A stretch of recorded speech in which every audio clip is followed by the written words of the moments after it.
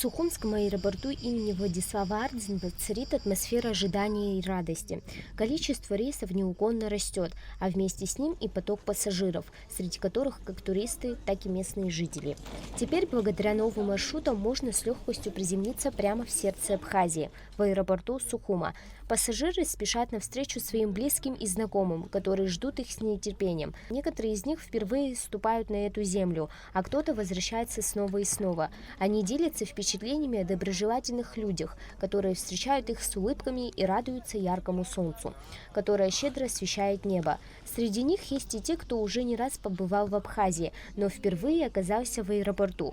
Их восторг от увиденного невозможно скрыть. Сухумский аэропорт вызывает только положительные эмоции. Аэропорт шикарный, абсолютно новый.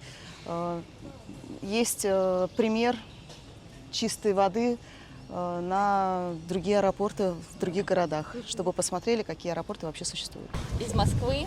Город очень доброжелательный, добрались отлично, люди здесь душевные, а погода шикарная. Некоторые уже ждут транспорт, который отвезет их к месту отдыха, в уютные гостиницы или гостевые дома. Каждый из них направляется в разные уголки Абхазии. Кто-то мечтает отдохнуть на солнечном пляже, кто-то насладиться местной кухней или исследовать живописные пейзажи. Все они жаждут провести время у моря, наслаждаясь теплыми волнами и чистым воздухом. Туристам по душе наша вода, прозрачная и теплая, она манит к себе всех, кто хочет забыть о суете и насладиться настоящим отдыхом.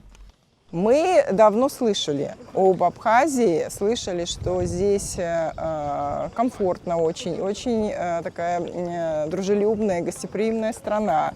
Но у нас никак не получалось собраться. И в этом году, наконец-то, мы собрались, и мамочке я захотела показать Абхазию, тем более мама была там давно, лет 50 назад на озере Рица.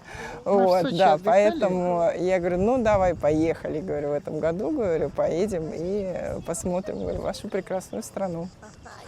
С каждым новым рейсом Сухумский аэропорт становится все более оживленным местом, полным надежд и ожиданий. Здесь начинается новая история для каждого пассажира. Милана Агарба, Раму Камки, Абхазское телевидение.